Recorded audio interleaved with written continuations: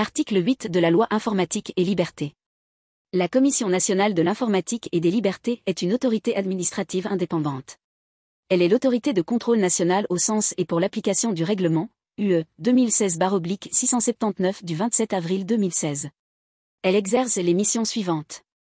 1. Et informe toutes les personnes concernées et tous les responsables de traitement de leurs droits et obligations et peut, à cette fin, apporter une information adaptée aux collectivités territoriales, à leurs groupements et aux petites et moyennes entreprises. 2. Elle veille à ce que les traitements de données à caractère personnel soient mis en œuvre conformément aux dispositions de la présente loi et aux autres dispositions relatives à la protection des données personnelles prévues par les textes législatifs et réglementaires, le droit de l'Union européenne et les engagements internationaux de la France. À ce titre. A. Elle donne un avis sur les traitements mentionnés aux articles 31 et 32. B.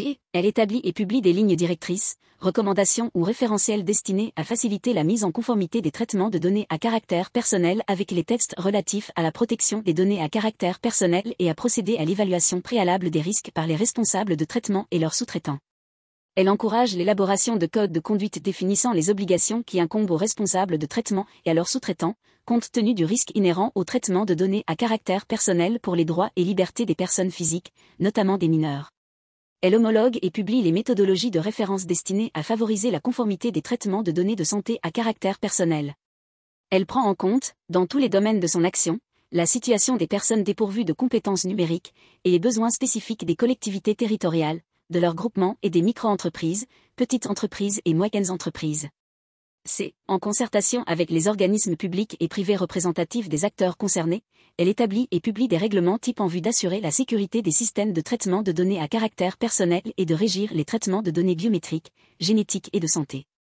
À ce titre, sauf pour les traitements mis en œuvre pour le compte de l'État agissant dans l'exercice de ses prérogatives de puissance publique, elle peut prescrire des mesures, notamment techniques et organisationnelles, supplémentaires pour le traitement des données biométriques, génétiques et de santé en application du 4 de l'article 9 du règlement, UE 2016/679 du 27 avril 2016 et des garanties complémentaires en matière de traitement de données à caractère personnel relatives aux condamnations pénales et aux infractions conformément à l'article 10 du même règlement.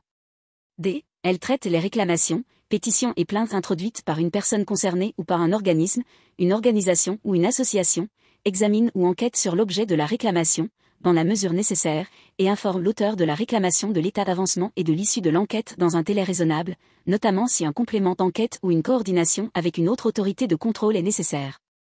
E. Elle répond aux demandes d'avis des pouvoirs publics et, le cas échéant, des juridictions, et conseille les personnes et organismes qui mettent en œuvre ou envisagent de mettre en œuvre des traitements automatisés de données à caractère personnel.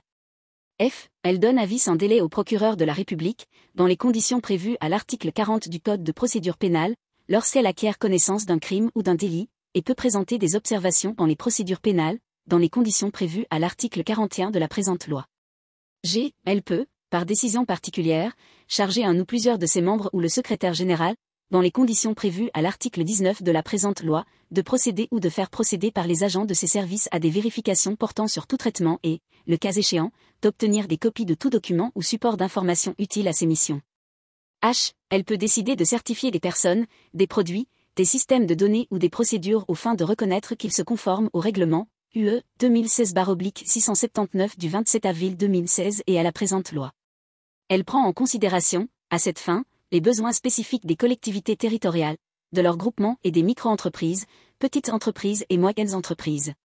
Elle agrée, aux mêmes fins, des organismes certificateurs, sur la base, le cas échéant, de leur accréditation par l'organisme national d'accréditation mentionné au B du 1 de l'article 43 du même règlement ou décide, conjointement avec cet organisme, que ce dernier procède à leur agrément, dans des conditions précisées par décret en Conseil d'État pris après avis de la Commission nationale de l'informatique et des libertés. La Commission élabore ou approuve les critères des référentiels de certification et d'agrément. I. Elle peut certifier ou homologuer et publier des référentiels ou des méthodologies générales aux fins de certification, par des tiers agréés ou accrédités selon les modalités mentionnées au H du présent 2 degrés, de la conformité à la présente loi de processus d'anonymisation des données à caractère personnel, notamment en vue de la réutilisation d'informations publiques mises en ligne dans les conditions prévues au titre 2 du livre 3 du Code des relations entre le public et l'administration. Il est tenu compte d'une telle certification, le cas échéant, pour la mise en œuvre des sanctions prévues à la section 3 du présent chapitre. J. Elle répond aux demandes ou saisines prévues aux articles 52, 108 et 118. K. elle peut établir une liste des traitements susceptibles de créer un risque élevé devant faire l'objet d'une consultation préalable conformément à l'article 90. Elle mène des actions de sensibilisation auprès des médiateurs de la consommation et des médiateurs publics, au sens de l'article L. 611-1 du Code de la consommation, en vue de la bonne application de la présente loi. 3. Sur demande ou de sa propre initiative, elle délivre un label à des produits ou à des procédures tendant à la protection des données à caractère personnel, attestant leur conformité aux dispositions de la présente loi. Le président peut, lorsque la complexité du produit ou de la procédure le justifie, recourir à toute personne indépendante qualifiée pour procéder à leur évaluation. Le coût de cette évaluation est pris en charge par l'entreprise qui demande le label, elle retire le label lorsqu'elle constate, par tout moyen, que les conditions qui ont permis sa délivrance ne sont plus satisfaites. 4. Elle se tient informée de l'évolution des technologies de l'information et rend public le cas échéant son appréciation des conséquences qui en résultent pour l'exercice des droits et libertés mentionnés à l'article 1er. À ce titre. A. Elle est consultée sur tout projet de loi ou de décret ou toute disposition de projet de loi ou de décret relatif à la protection des données à caractère personnel ou au traitement de telles données. Elle peut également être consultée par le président de l'Assemblée nationale, par le président du Sénat ou par les commissions compétentes de l'Assemblée nationale et du Sénat ainsi qu'à la demande d'un président de groupe parlementaire sur toute proposition de loi relative à la protection des données à caractère personnel ou au traitement de telles données. Outre les cas prévus aux articles 31 et 32, lorsqu'une loi prévoit qu'un décret ou un arrêté est pris après avis de la Commission, cet avis est publié avec le décret ou l'arrêté. B. Elle propose au gouvernement les mesures législatives ou réglementaires d'adaptation de la protection des libertés à l'évolution des procédés et techniques informatiques et numériques. C. À la demande d'autres autorités administratives indépendantes, elle peut apporter son concours en matière de protection des données. D. Elle peut être associée, à la demande du Premier ministre, à la préparation et à la définition de la position française dans les négociations internationales dans le domaine de la protection des données à caractère personnel. Elle peut participer, à la demande du Premier ministre, à la représentation française dans les organisations internationales et de l'Union européenne compétentes en ce domaine. E. Elle conduit une réflexion sur les problèmes éthiques et les questions de société soulevées par l'évolution des technologies informatiques et numériques. F. Elle promeut, dans le cadre de ses missions, l'utilisation des technologies protectrices de la vie privée, notamment les technologies de chiffrement des données.